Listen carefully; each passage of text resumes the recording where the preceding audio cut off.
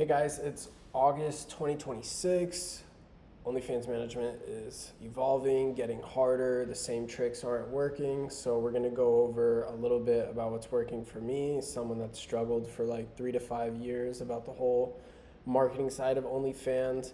I used to have big creators where I didn't have to worry about that. And then I had to change my whole system once I kind of had to worry about that. And we'll pretty much go over mainly marketing stuff and a few other things. So right now, we're going to go over OFM marketing problem. You guys probably have chatter, scripts, PPV systems. You're really good at chatting, but you have no consistent traffic. And if you're waiting on the model to give you content and you're only posting on like 1 to 2 accounts, 3 posts a day, it's just not competitive anymore. And that's really a luck system. So you want to limit how much you're depending on luck. And the answer to that is volume. So next thing let's go into is my current setup is I'll have a couple phones with 3 IG accounts on them. Let's see if I have one. Get a phone like this, iPhone 12 recommended. And basically those accounts are used for testing only. And you could also reuse the same video to test some spoofage there and see if it still works. Content organization is key. Results tracking is key. The reasons you don't need a lot of phones I'll get into, but mainly these ones you want to have an profile pic that's not the creator. This is because if they're posting on their page, it might sense that, especially if you're using AI to make videos of them. So just have, a color that you like or an anime cartoon character, anything like that. Pretty much with this setup, if something reaches over 10K views, you could double down on that style and continue to see if it works. And that's pretty much that. Account and profile picture strategy. So here we have 4 profile pictures under test. So we have the model's face, which I got a few accounts banned, but I also had other accounts banned. I think personally because it was too sexual, but I've tested other accounts that had sexual photos and stuff on there and videos. It was fine. But solid color, anime style, and a graphic, whatever cartoon seems to be working the best. My multi-account website pretty much allows me to make a lot of accounts for a creator, and it's been tricky, but it's working. So this is the answer to that previous question of like, what do you do if you can't just post on like one video on 2 or 3 accounts, maybe even 3 videos throughout the day? You do something like this. So pretty much here you can have auto posting. You can have someone to post manually for you away for free on YouTube, but that is the method to tackling volume. You could do this on TikTok, Facebook, and I think YouTube, but I haven't tested it.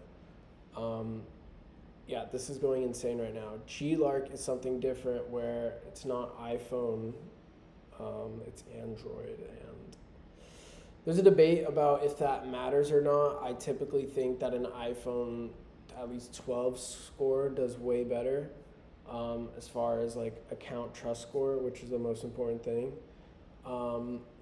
Pretty much G-Lark looks like this. So it allows you to have access to a bunch of phones for a pretty cheap price. And pretty much you could just open it and create a bunch of profiles, and you see you could have a bunch of stuff on there. And what G-Lark doesn't do is select winning content, understand audience, improve hooks. That's everything that you have to do. But it's pretty much the same thing for Android.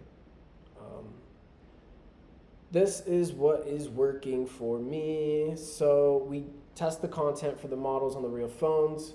We get that content, then we post it on all the accounts on here.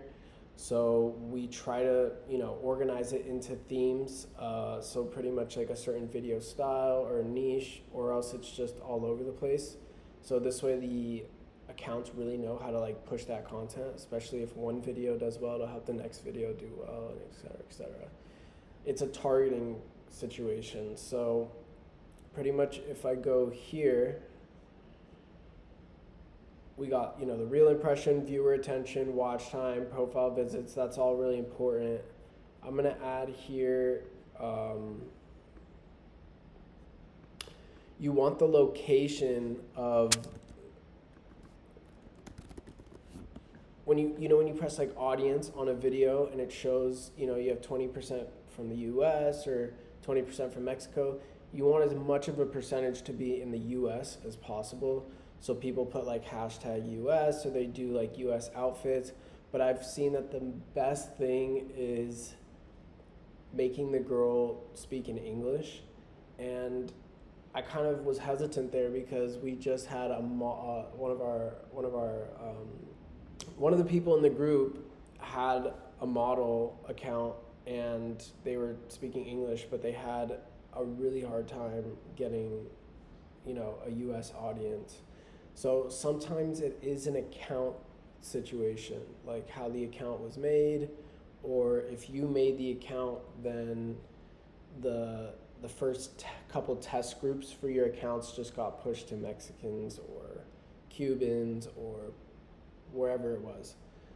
Yeah, I mean, pretty much just understand your, who you're targeting. If you select a certain goth niche, are you doing random videos? Or are you doing like dominant stuff? Are you doing a goth girl, but she's doing artwork? Is she talking in the car? Is she yapping? Right?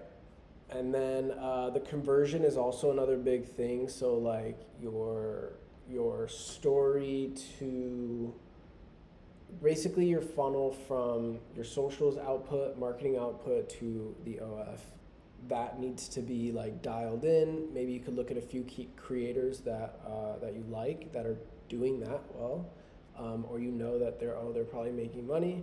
You could just copy their workflow. You could copy the bio in the OF or the promotion that they're doing on the OF. You could copy how they do their story times. I would say the best time to post a story is obviously like when you post a video. If that video blows up, your story gets a bunch of views.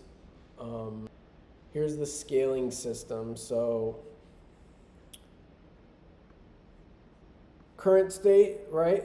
My next one, I'm gonna do more accounts, more phones. The account creation process takes time. There's a warm-up process and other security measures that basically take more time than usual. But yeah, this is the next phase. Then pretty much after this, more models. The reason I like this is because I've had big models, I've had no models, I've had small models, I've had medium models.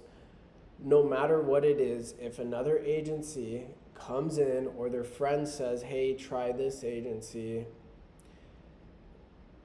that's just what kind of happened. And as long as they're making the same amount, or sometimes even less, like they'll come around in the future, which has happened with me numerous times. But sometimes they've just left entirely. So it's just like this kind of makes it bulletproof for them to leave, because one, you own all the accounts. Number two, they can't make money without those accounts, so they can't really leave unless they feel like, oh, they can get that elsewhere, or they felt like they were doing all the marketing work to begin with. So this basically lets me create a bunch of accounts, and they can post their best content from their page onto there, and a few other things, but that's the gist.